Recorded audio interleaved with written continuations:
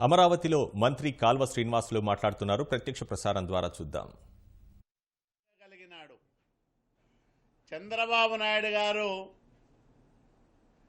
పెంచి పోషించిన కేసీఆర్ మోదీ వేస్తున్న బిస్కెట్లకు ఆశపడి మా మీద మొరుగుతున్నాడు. ఈరోజు చంద్రబాబు నాయుడు గారు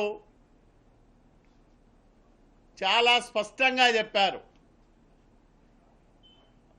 హైకోర్టు విభజన జరగాలి, ఆంధ్రప్రదేశ్ హైకోర్టు ఆంధ్రప్రదేశ్ రాష్ట్రంలోనే ఉండాలని బలంగా కోరుకున్నాం. కాబట్టే మేము ఇక్కడ హైకోర్టు భవనాన్ని నిర్మిస్తూ ఉన్నాం. ఒక నెల రోజుల్లో అది పూర్తి సౌకర్యాలతో అక్కడ వస్తూ ఉంది. నోటిఫికేషన్ జారీ చేసే ముందు ఒక నెల సమయం ఇచ్చింటే బాగుండేది అని. ఎందుకంటే అక్కడ భవన నిర్మాణం పూర్తి కాలేదు కాబట్టి, ఇంకా అక్కడ సౌకర్యాలు సమకూరాలి కాబట్టి ఒక నెల సమయం ఇచ్చింటే ఆ సౌకర్యాలన్నీ కూడా అక్కడ సమకూర్చే వాళ్ళమని చెప్పాం. అట్లాగే కేసీఆర్ కలిసిన తర్వాత ప్రధానమంత్రి, కేంద్ర ప్రభుత్వం ఈ నోటిఫికేషన్ ఇవ్వడం, జగన్మోహన్ రెడ్డి తీవ్రమైన ఆర్థిక నేరారోపణలు ఎదుర్కొంటున్న రాజకీయ నాయకుడు. ఈరోజు జగన్మోహన్ రెడ్డికి ఒక పెద్దన్నలాగా కేసీఆర్ తయారయ్యాడు. ఈ రాష్ట్రంలో జగన్మోహన్ రెడ్డి రాజకీయంగా తెలుగుదేశం పార్టీని ఎదుర్కోలేకపోతున్నాడని మోడీ దించిన రెండో పాత్రధారుడు లేదా రెండో కృష్ణుడు మరి కల్వకుంట్ల చంద్రశేఖరరావు. అతను వచ్చి ఇక్కడ ఏదో చేస్తాడేమో అని మోడీ భ్రమపడతాన్నట్లున్నాడు. కాబట్టే చంద్రశేఖరరావు కలిసిన తర్వాత ఉన్న ఫలంగా మరి ఇక్కడ హైకోర్టు వెంటనే ఏర్పాటు కావాలనే నోటిఫికేషన్ ఇవ్వడాన్ని మేము కొంచెం టైం ఇచ్చింటే బాగుండేది. అట్లాగే అక్కడ విచారణలో ఉన్న కేసుల్లో మరింత జాప్యము వచ్చే అవకాశం ఉంది తీర్పులు వెలువడేదానికి. అంతకుముందు చాలా స్పష్టంగా అనేక సందర్భాల్లో ప్రధానమంత్రి నరేంద్ర మోడీ గారు రాజకీయాల్లో ఉన్న ఆర్థిక నేరగాళ్ళని అత్యంత త్వరితగతంగా శిక్షలు వేయించేదానికి మేము ప్రయత్నం చేస్తామని చెప్పాడు. కానీ చెప్పిన మాటకి చేస్తున్న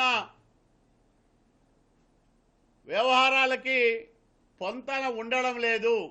దీనివల్ల జగన్మోహన్ రెడ్డి కేసుల విచారణ జాప్యం జరిగే అవకాశం ఉంది అని మేము స్పష్టంగా అభిప్రాయపడతా ఉన్నాం. ఈరోజు అంటే ప్రభుత్వంలో ఉండే కొంతమంది పెద్దలు ఒక రాజకీయ కుట్రలో భాగంగా ప్రభుత్వ అధికారాన్ని ఉపయోగించుకోకూడదు, దుర్వినియోగం చేయకూడదనే వాదన తప్ప ఆంధ్రప్రదేశ్ రాష్ట్రంలో హైకోర్టు ఏర్పాటు కాకూడదనే అభిప్రాయం రాష్ట్ర ప్రభుత్వానికి లేనే లేదు.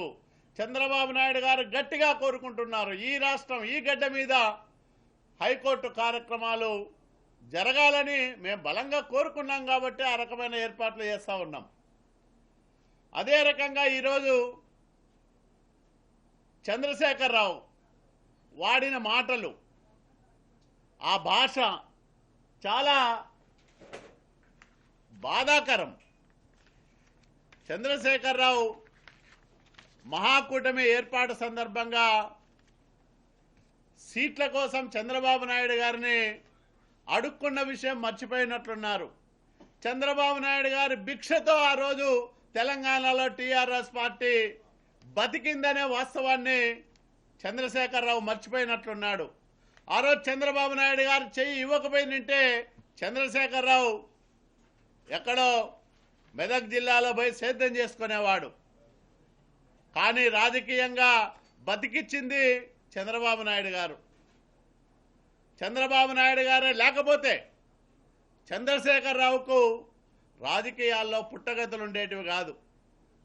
ఆయన తెలుగుదేశం పార్టీతో దశాబ్దాల కాలంగా లబ్ధి పొంది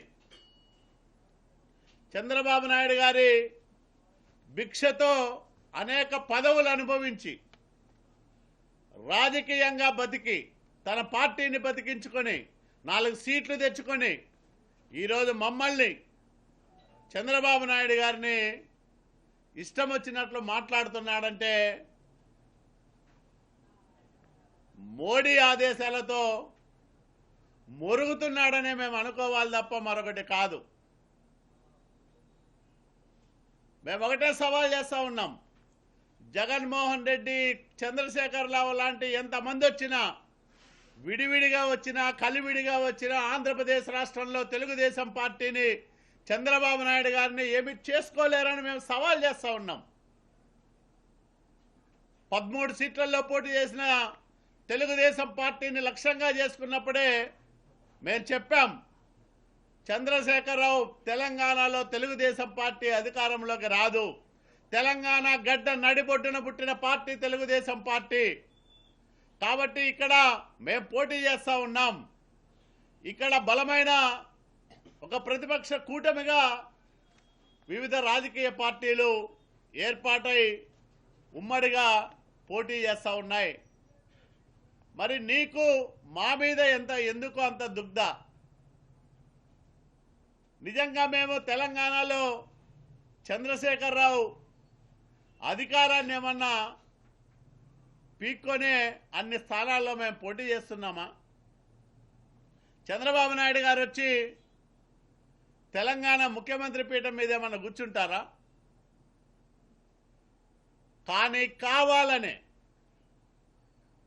చంద్రబాబు నాయుడు గారిని లక్ష్యంగా చేసుకొని నరేంద్ర మోడీ ప్రాపకం కోసం, నరేంద్ర మోడీ విధులిచ్చే డబ్బు సంచుల కోసం చంద్రశేఖరరావు తెలంగాణ ఎన్నికల్లో చంద్రబాబు నాయుడు గారిని ఆడిపోసుకున్నాడు.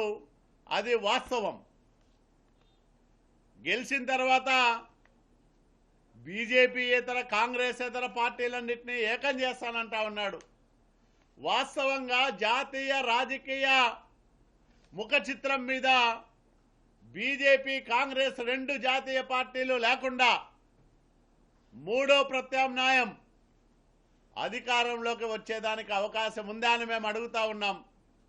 లేనప్పుడు ఎవరి ప్రయోజనాల కోసం నువ్వు ఈ బీజేపీ ఇతర కాంగ్రెస్ ఇతర ఫ్రంట్ పలుకులు పలుకుతున్నావు? తెలంగాణలో నువ్వు కానీ, ఆంధ్రప్రదేశ్ రాష్ట్రంలో జగన్మోహన్ రెడ్డి కానీ బి టీమ్గా వ్యవహరించడం లేదా అని మేము అడుగుతా ఉన్నాం. గుండెల మీద చేసుకొని చెప్పండి. ఈరోజు మోడీకి మీరిద్దరు కూడా ఒకరు తోలుబొమ్మ, మరొకరు కీలుబొమ్మ లాగా తయారై ఈరోజు మోడీ ఆడిస్తున్నట్లు ఆడుతున్నారా లేదా? కేసీఆర్ సమాధానం చెప్పాల్సిన అవసరం ఉంది. ఈరోజు ప్రజల్ని మోసం చేయలేవు. తెలంగాణలో అక్కడ పరిస్థితులు బట్టి నీకు 4 సీట్లు వచ్చిండొచ్చు. కానీ ఈ దేశ రాజకీయాల్లో చంద్రశేఖరరావు పాత్ర ఏ రకంగా ఉంటుందనేది మొన్నటి పర్యటనతోనే చాలా స్పష్టంగా అర్థమైంది. ఇంటర్వ్యూ ఇచ్చినట్లు ఇచ్చి మొహం చాటేసిన కొంతమంది నాయకులు చూశాం. అసలు ఇంటర్వ్యూనే లేదు పొమ్మని మహాన తలుపేసిన రాజకీయ పార్టీలను కూడా చూశాం. అయినా నిస్సిగ్గుగా ఈరోజు నేను జాతీయ స్థాయిలో ఫ్రంట్ కడతా, టెంట్ వేస్తా ఢిల్లీలో అంటే ఎవరు నమ్ముతారని మేము అడుగుతా ఉన్నాం. చూశాం ఒడిశాకు పోయి అక్కడ ముఖ్యమంత్రి గారిని కలిసిన మరుసటి రోజే సౌమ్య రంజన్ ఎంపీ గారు స్వయంగా చంద్రబాబు నాయుడు గారిని కలిసి భారతీయ జనతా పార్టీకి వ్యతిరేకంగా ఈ దేశంలో ఏర్పడే రాజకీయ ప్రత్యామ్నాయంలో మేము కూడా పాలు పంచుకోబోతా ఉన్నాం. ఈ దేశంలో భారతీయ జనతా పార్టీ పరిపాలన ప్రమాదకరంగా మారింది. ఈ దేశానికి నరేంద్ర మోడీ గారి నాయకత్వం వద్దని స్పష్టం చేసిన సంగతి మనం చూసాం. మరి బెంగాల్కు పోయినాడు, రాజకీయాల్లో పులిని ఆడపోయి పిల్లిలాగా వ్యవహరించిన సందర్భాలు చూసాం. ఢిల్లీకి పోయి ఏం సాధించావని మేము అడుగుతా ఉన్నాం. ఏం సాధించావంటే జగన్మోహన్ రెడ్డి కేసుల విచారణని జాప్యం చేయించడానికి మోడీ దగ్గర రాయబారాన్ని నడిపి ఉన్న పలంగా ఈ కోర్టు విభజనని సాధించావేమో మాకైతే తెలియదు. కానీ నువ్వు జాతీయ రాజకీయాల్లో ఒక జోకర్లా మిగిలిపోతున్నావు తప్ప ఎవరైనా నిన్ను జాతీయ రాజకీయాల్లో ఒక సీనియర్ రాజకీయ నాయకుడనో సీరియస్ రాజకీయ నాయకుడనో భావిస్తా ఉన్నారా? చంద్రశేఖర్ రావు గుండెల మీద చేసుకొని చెప్పమని మేము అడుగుతా ఉన్నాం.